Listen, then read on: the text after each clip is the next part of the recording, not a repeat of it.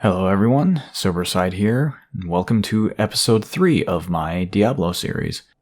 And just like before, if you want to play this game before it's drunkenly rambled at you, feel free to use that watch later button. As usual, before I hand this over to the drunk side, I am going to completely disregard the age of this game and give you that spoiler alert for Act 2 of Diablo II.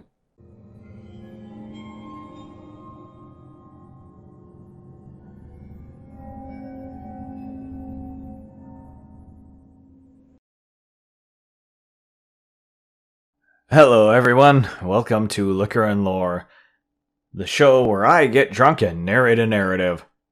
Much like the sober side said, today's expedition is Act 2 of Diablo II, which starts with a cutscene that checks in with Marius as he travels with the Dark Wanderer east, over the mountains and into the desert. During their travels, the Dark Wanderer reveals that he was once a great warrior and now carries a dark and secret burden, which is quite literally true since he was canonically the playable warrior in Diablo 1. Marius also notes that there's a dark cloud that always seemed to follow them just over the horizon. After traveling through the desert for a while, they finally see Lut Gholein on the horizon. And for the first time in a long time, Marius actually sleeps.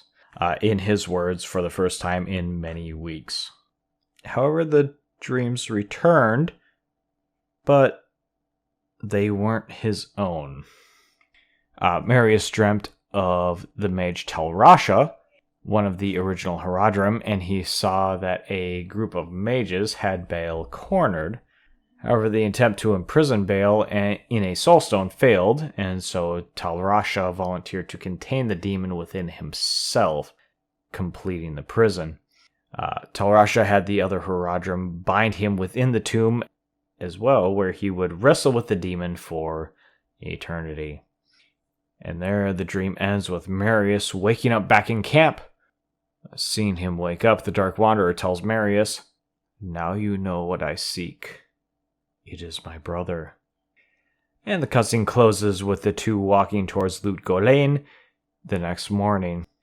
I had no idea then of the horrors that were in store for me there.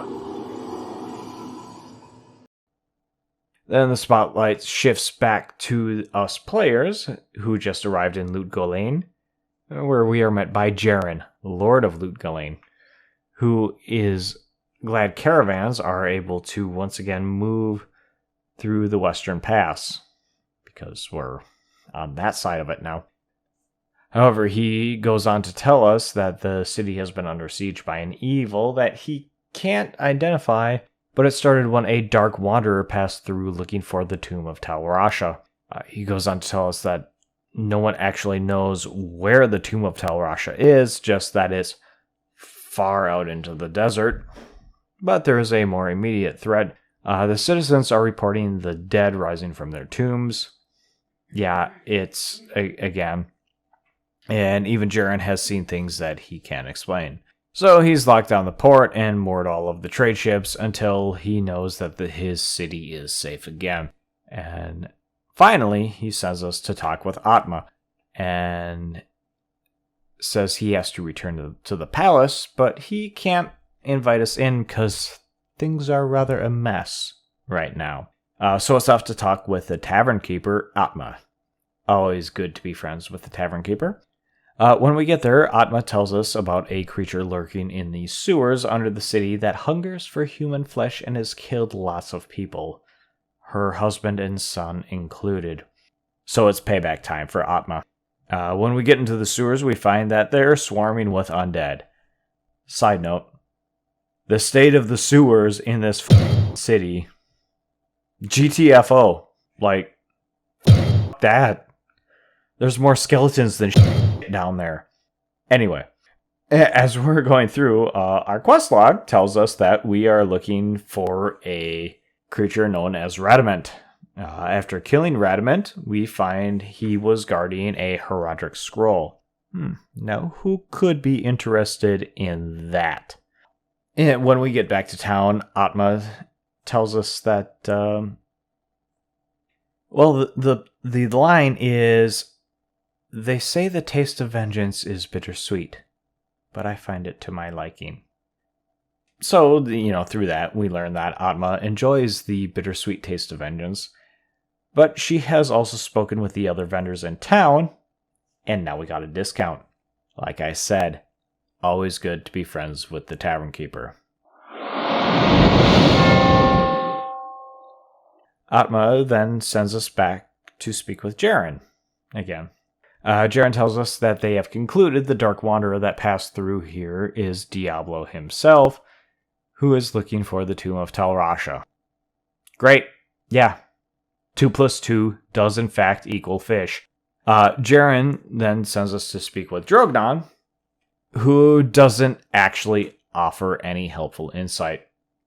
Cain, on the other hand, is able to decipher the Heraldric Scroll we found and tells us that in order for us mortals to reach the Tomb of Tal Rasha, we will need to find the Heraldric Cube and the 2 halves of the Heraldric Staff. So it's time to start combing the desert. Needle meet haystack. But thanks to our quest log, we know to look for the cube in the Halls of the Dead, which are under the dry hills.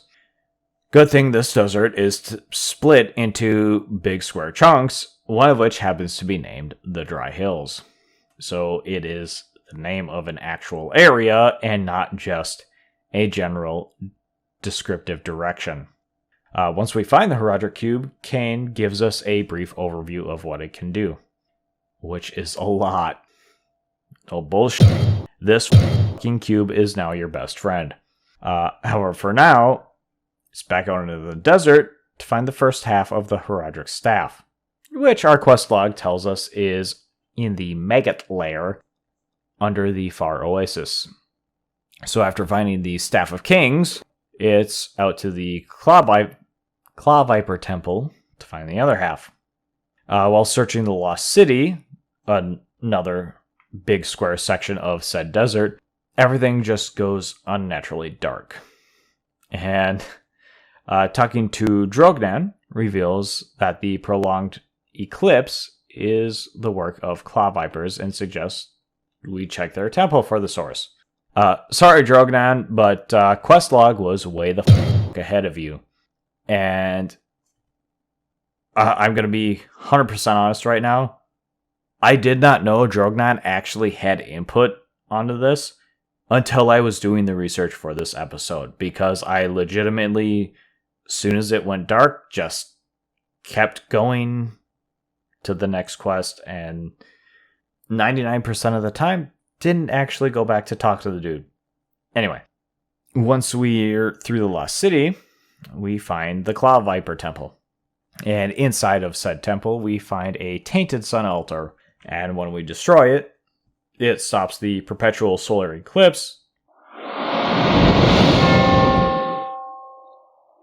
and yields an amulet of the Viper, which Cain reveals is actually the second half of the Heraldric Staff.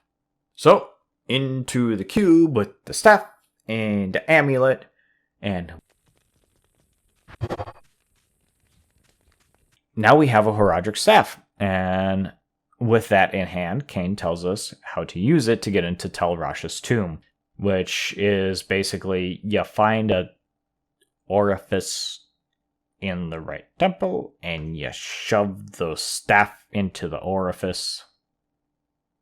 Phrasing. But he also tells us to be ready for a fight, since we will probably have to kill Tal Rasha in order to destroy Baal at this point. So at this point, we have the key. Now we have to find the door, which is where Drognan is finally f***ing useful and actually has a lead. He tells us that the arcane sanctuary of an ancient Vizjari summoner named Horazon, who, according to the old records, kept demons as slaves. What could go wrong there? Horazon was said to have kept a close eye on great events in the world, such as Baal's imprisonment in Tal Rasha's tomb. And through this conversation, Drognan sends us back to talk to Jaren. Jaren reveals the details of the mess he mentioned earlier. When the trouble started, he had invited the harem guilds to take shelter in the palace. Of course he did. Which worked fine until a rift opened in the palace basement and demons attacked the palace from within. The concubines did not survive, and the guards have been fighting a losing battle ever since. But now, us protagonists are here to carve a path through the palace cellars to the rift that the demons came from. And on the other side, we conveniently find the Arcane Sanctuary, which is in space, I guess. Actual gameplay screenshot right here. So we'll just not think about the things that happen to be here, though they shouldn't, like gravity and oxygen, and press on to search for Horizon's journal, which we find guided by a false summoner. After you kill him, even your character's like, no, that can't be right. Anyway, but we do find a journal, which contains a hint to help us find the true tomb of Tal Rasha. And the hint is in the form of 6 symbols that are found on the false tombs. We're reading the journal that is propped up on a dais, and there are 6 symbols in front of us, all of which mark the fake tombs. The sanctuary also conveniently holds a portal to the Canyon of the Magi, which is where the 7 tombs of Tal Rasha are.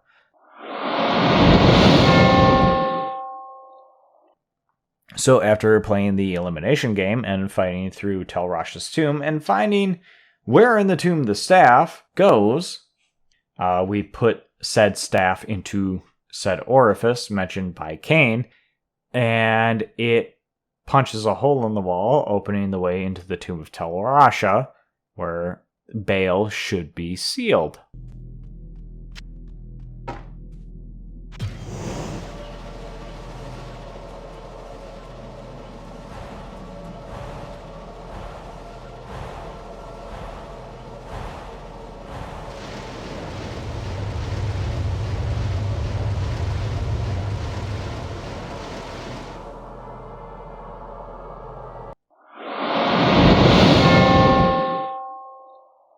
So we go in to find... Wait, Duriel? Well, shit. So after that fight is over, we have some time to explore this tomb, and we find the Archangel Tyrael is imprisoned here instead of Baal. Tyrael reveals that he failed to stop Diablo from freeing Baal, and the two are now moving east to free the last prime evil, Mephisto. It is also revealed that the energy that allows Tyrael to stay bound to Sanctuary is diminishing. So it's up to us, because our Archangel friend is getting yanked back to heaven. After some final words with Jaren, once we get back to town, he sends us to speak with Mishif, captain of one of the ships that has been moored in the port, which happens to be our ticket east to Kurast and Act 3. Hello everyone, Soberside here again. First off, thank you to everyone that endured. I know at the end of the last video I said that I'd be working towards more frequent releases. That is still the goal, however, between coping with my day job and learning new editing software, here we are. And just a quick announcement before I sign off. Soon I, as in Soberside, will be starting a secondary series where I will cover side story elements that are too short to merit a hangover, generally information found in side quests or in-game lore pickups, such as who the Crusaders are in Diablo 3, or maybe even how a community may have impacted the development of a game or possibly shaped it. The first episode of that series is currently in pre-production. As usual, please like, comment, and subscribe if you haven't already. And in the off chance you actually enjoyed the past 13 minutes, maybe even share it with a friend. Until next time, cheers.